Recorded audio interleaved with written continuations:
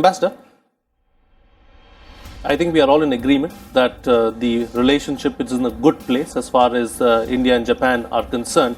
But are there any areas of the bilateral relationship that need special attention? The core, I think, continues to be, as far as operations are concerned, and the economic development. Japan has invested a lot in India's economic development, infrastructure development. And for technological quantum jump, historically, if you see, 1980s, early 1980s, Maruti came.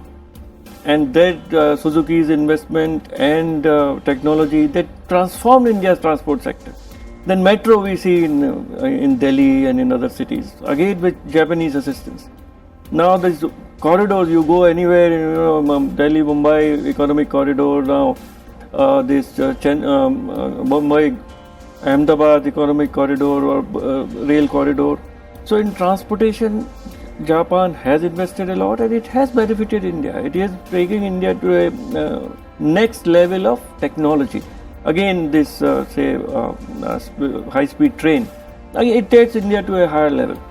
So that is where a long-term commitment of Japan is, to make India strong and to make India a real economic partner. Now, yes, their industry is still a little reluctant to invest in India.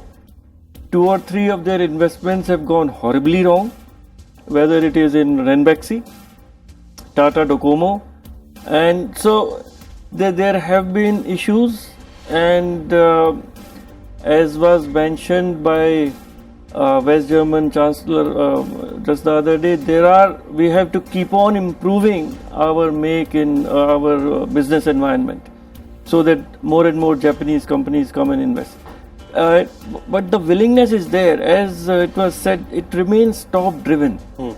The 2 prime ministers are very committed, the 2 governments are very committed, but that response is not coming from the Japanese industry side. They are still investing more and more, of course, in China. If they are shifting from China, they are going to Vietnam. Yeah. And that is where we have to really do a lot of introspection and see that despite this very great goodwill between the people of India and Japan, between the governments of India and Japan, why it is not getting translated into more investment. That is where the problem lies. And again, I would say perhaps more needs to be done by us within our own system and really do case studies. And we have hand-holding organizations, even CII, Invest India, etc. But if one talks to foreign investors, whether they are Japanese or Korean, they still find India's environment very difficult to navigate. Right. Sure. And this is where we need to do more.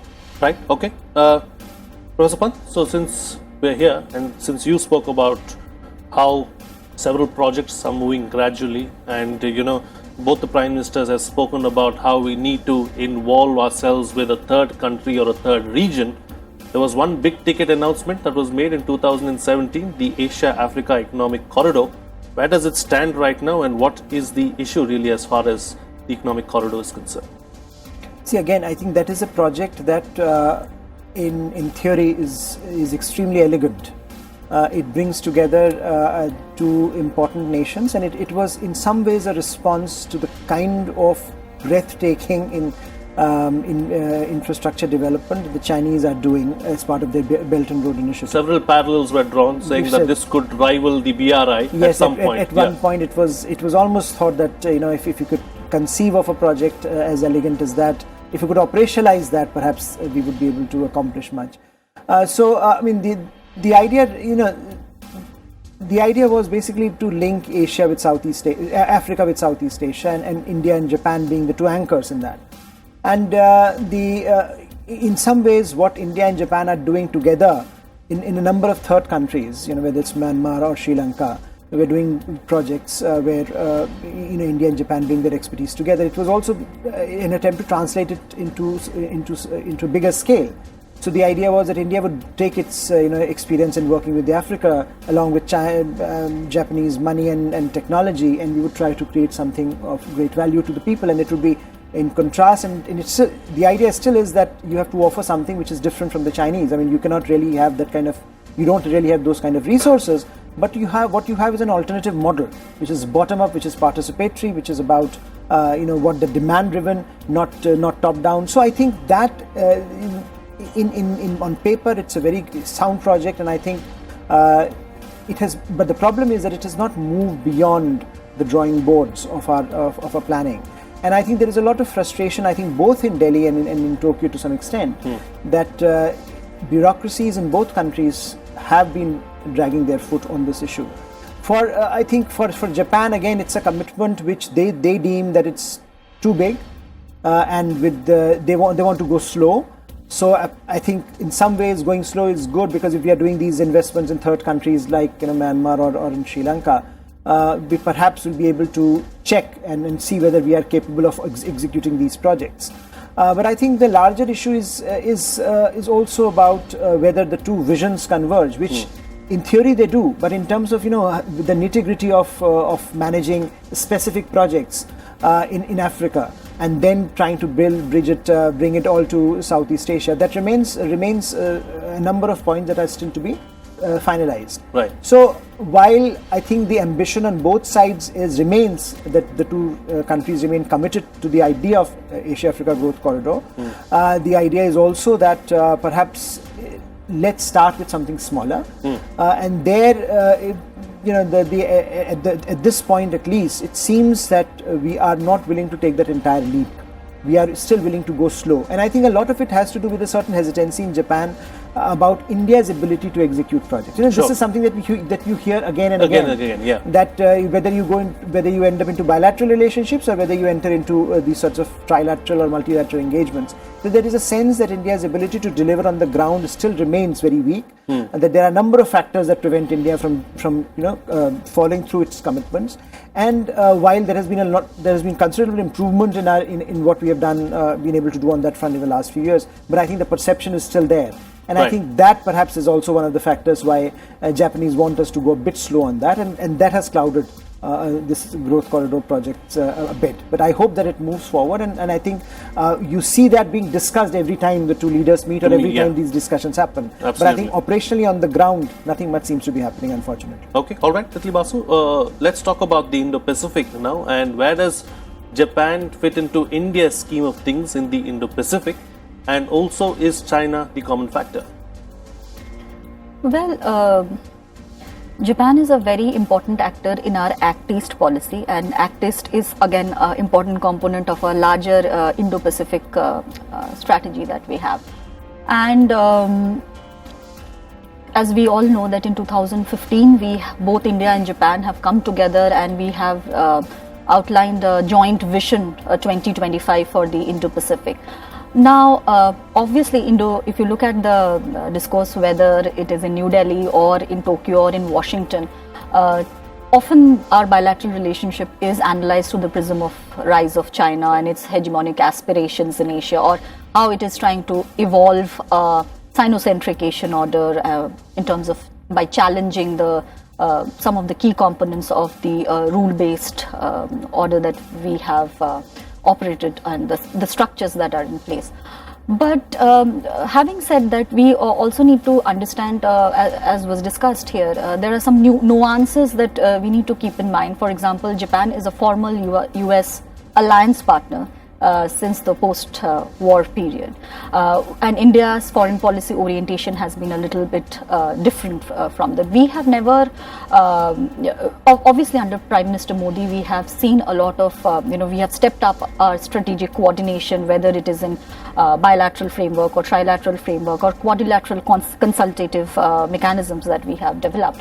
But this also happens within the larger parameter of our vision of a multipolar order in the region. So having said that, but again, we do have certain commonalities when we look at Japan's Indo-Pacific vision and India's, how Prime Minister Modi has defined Indo-Pacific vision. And there are a lot of commonalities where we can come together, and we have come together, and We are trying to work together, whether it is, in terms of sharing responsibility, in terms of securing the maritime commons, providing, a sharing responsibility in terms of providing global goods, securing the stocks, so on and so forth. And we are also, infrastructure is again a very important component of our strategy, whether it is Act East. We are trying to connect to Southeast Asia for decades now, and Japanese cooperation in the Northeast particularly has been quite encouraging for us because of the concessional loans that the terms and conditions of the loans that we are getting from the Japanese side.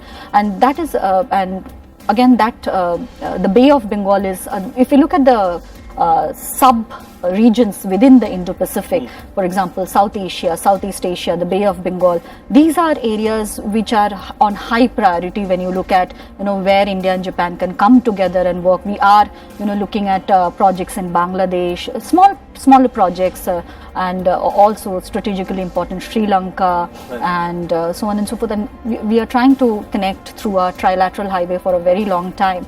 So, and then Japan has its own infrastructure projects, the East-West Economic Corridor in Southeast Asia. So, if we can connect through that and then tap into the idea is basically to tap into the regional value chains and production networks that are there in the emerging markets. And one of the reasons why India has not been able to participate or take the full advantage of the economic component of our relationships, not just with Japan but with all these dynamic economies, is because we are not connected or integrated with the supply chains that are operating in this market. And that's something that we need to focus on. Of course, infrastructure is one way which will go a long way in supporting that. And also our coordination in multilateral frameworks, for example in ASEAN at a time when ASEAN has also outlined its own Indo-Pacific outlook. So that is more in line with our Prime Minister Modi's focus on inclusivity. Right. Okay. So let me get closing comments from the other guests as well, because I've got very limited time on the program. Very quickly, Ambassador, the best way forward? Best way forward is to concentrate on delivery, as was mentioned, and in Northeast, Japan is doing very well. The JICA has lots of projects. So the connectivity, Northeast connectivity with the Myanmar and Myanmar to Thailand. And the concentration perhaps should be more on projects and delivery in the neighborhood, and perhaps Asia-Africa Growth Corridor would be lower down in the priorities. Okay, all right. Professor? Well, I think bringing in more stakeholders into this conversation, it is very good that the engagement is being driven from the top. But I think unless the industry, for example, Japanese industry in particular, is enthused about its participation in India, it would be very difficult to sustain the economic basis of this engagement. So the more stakeholders we have supporting this relationship, the better it is for the future of this relationship. All right, and Titli Basu, close the show for us with your quick concluding remark. I'll just say that with the 2+2 coming and followed by the annual summit that we will be having in December, I think it only reflects the kind of these two Asian economies and major powers in the Indo-Pacific are actually invested in forward thinking and conceiving new ideas, playing with new strategies. Of course, we have to focus on the delivery part of it, but at least the conversation and the idea, strategic coordination is on, which is a very positive, which will set the positive tone for the future of India-Japan relations. Okay, all right. On that note, then we'll call it a wrap on this edition of India as well. Thank you to all my guests for joining me on the program and putting things into perspective for us. We'd like to hear from you as well.